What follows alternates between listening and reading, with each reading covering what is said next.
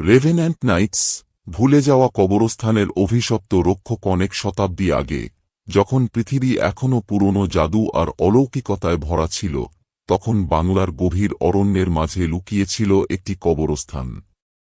এটি কোনো সাধারণ কবরস্থান ছিল না। এর নাম ছিল শান্তিহীন উপত্যকা। গ্রামবাসীরা বলত, এখানে যারা সমাহিত হয়েছে তারা কখনোই শান্তি পায়নি। তাদের আত্মা এখনও ঘুরে বেড়ায়, অভিশাপে আবদ্ধ। আর এই কবরস্থানের রক্ষক ছিল রেভেন্যান্ট নাইটস, অমর অলৌকিক যোদ্ধারা, যারা জীবনের পরেও তাদের কর্তব্য পালন করে চলেছে। প্রথম অধ্যায়, অভিশাপের জন্ম। এই গল্প শুরু হয় প্রায় 5 শতাব্দী আগে, যখন রাজা বিক্রমাদিত্যের শাসনকালে একটি ভয়ঙ্কর যুদ্ধ এই অঞ্চলকে রক্তে ভাসিয়ে দিয়েছিল। রাজার সেনাবাহিনীর মধ্যে ছিল একটি বিশেষ দল, মৃত্যুহীন সৈনিক নামে পরিচিত। এরা ছিল সবচেয়ে সাহসী, সবচেয়ে নিষ্ঠাবান যোদ্ধা। তাদের নেতা ছিলেন ধ্রুবনাথ, একজন নাইট যার সাহস আর ন্যায়বোধের কথা গ্রাম থেকে গ্রামে ছড়িয়ে পড়েছিল।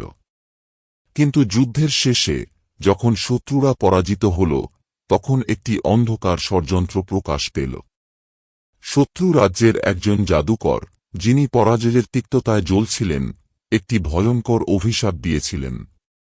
তিনি শান্তিহীন উপত্যকার কবরস্থানে একটি প্রাচীন দানবকে জাগিয়ে তুললেন, যার নাম ছিল কালক্ষস। এই দানবের শক্তি ছিল এতটাই ভয়ঙ্কর যে এটি মৃতদের আত্মাকে দাসে পরিণত করতে পারত। ধ্রুবনাথ এবং তার সৈনিকরা এই দানবের মুখোমুখি হলেন। এক রক্তক্ষয়ী যুদ্ধে তারা কালক্ষসকে পরাজিত করল, কিন্তু এর জন্য তাদের প্রচণ্ড মূল্য দিতে হল। জাদুকরের অভিশাপ তাদের উপর পড়ল। তারা আর কখনো মৃত্যু পাবে না, কিন্তু শান্তিও পাবে না। তাদের আত্মা চিরকাল শান্তিহীন উপত্যকার কবরস্থানের সাথে বাঁধা পড়ল। তাদের একমাত্র কাজ হল এই কবরস্থানকে রক্ষা করা, যাতে কালক্ষস আর কখনো জাগতে না পারে। এভাবেই জন্ম হল রেভেন্যান্ট নাইটস, ভুতুড়ে যোদ্ধাদের, যারা চিরকাল তাদের কর্তব্য পালন করতে বাধ্য। দ্বিতীয় অধ্যায়, শান্তিহীন রাত্রি। শতাব্দী পেরিয়ে গেল। গ্রামবাসীরা শান্তিহীন উপত্যকার কথা ভুলে গেল। কবরস্থানের পাথরগুলো শ্যাওলায় ঢেকে গেল, কিন্তু রেভেন্যান্ট নাইটস তাদের নিয়তি থেকে মুক্তি পেল না। প্রতি রাতে, যখন চাঁদ আকাশে উঠত, তখন ধ্রুবনাথ এবং তার সৈনিকদের ভুতুড়ে রূপ প্রকাশ পেত। তাদের বর্ম ঝকঝক করত না, তলোয়ারগুলো ছিল মরচে ধরা, কিন্তু তাদের চোখে জ্বলত এক অদ্ভুত আলো, অভিশাপের আলো। এক রাতে একজন তরুণ ছেলে, নাম তার হরিশ, ভুল করে কবরস্থানে ঢুকে পড়ল। হরিশ ছিল একজন দুঃসাহসী যুবক, যে গ্রামের গল্প শুনে এই ভুতুড়ে জায়গাটা দেখতে এসেছিল। কিন্তু সে যা দেখল, তা তার কল্পনারও অতীত ছিল। কুয়াশার মধ্যে থেকে ধ্রুবনাথের ভুতুড়ে রূপ উঠে এল। তার পিছনে আরও কয়েকজন নাইট, যাদের শরীর অর্ধেক পৃথিবীর, অর্ধেক অলৌকিক। তুমি এখানে কেন এসেছ? ধ্রুবনাথের কণ্ঠস্বর ছিল গভীর, যেন কবরের গভীর থেকে উঠে আসছে। হরিশ ভয়ে কাঁপতে কাঁপতে বলল, আমি শুধু দেখতে এসেছি। আমি কোনো ক্ষতি করতে চাই না। ধ্রুবনাথের চোখে এক মুহূর্তের জন্য করুণা ঝিলিক দিল। এই জায়গা শান্তির নয়, ছেলে। এখানে শুধু অভিশাপ আর দায়িত্ব আছে।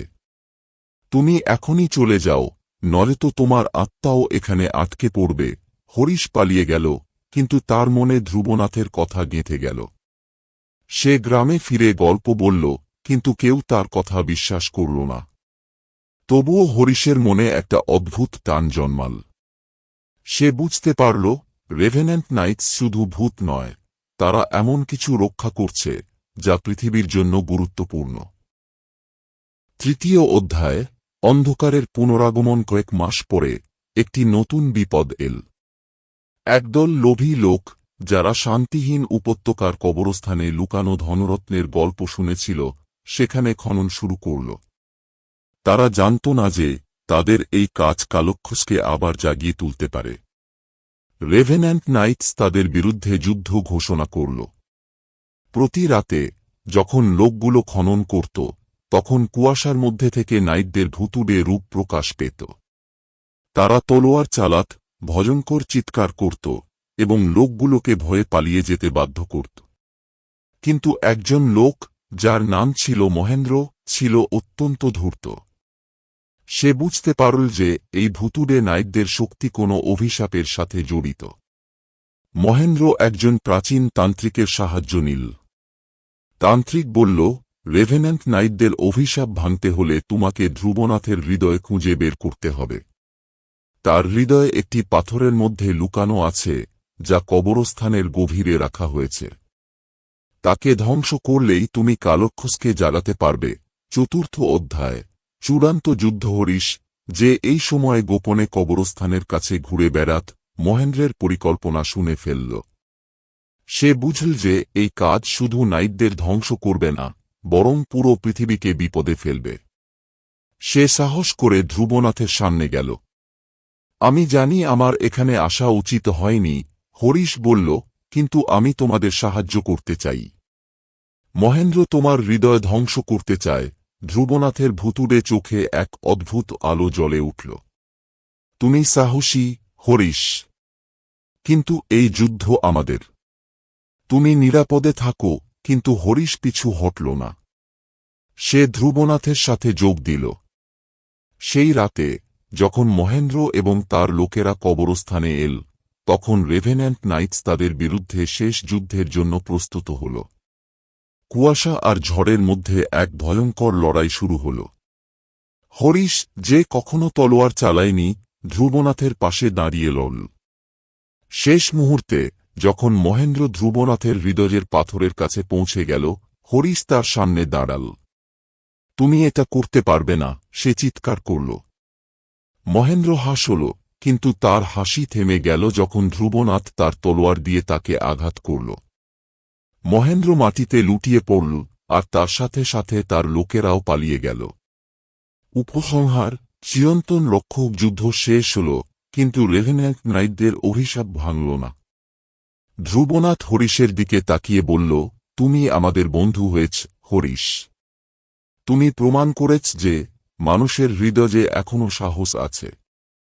কিন্তু আমাদের কাজ এখানেই শেষ। আমরা চিরকাল এই কবরস্থান রক্ষা করব। হরিশ গ্রামে ফিরে গেল, কিন্তু তার জীবন আর আগের মতো হল না।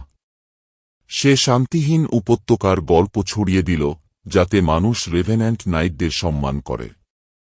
আর প্রতি রাতে, যখন চাঁদ উঠত, ধ্রুবনাথ এবং তার সৈনিকরা কুয়াশার মধ্যে দাঁড়িয়ে থাকত, তাদের তলোয়ার হাতে, চিরকালের জন্য অভিশপ্ত, কিন্তু চিরকালের জন্য নিষ্ঠাবান।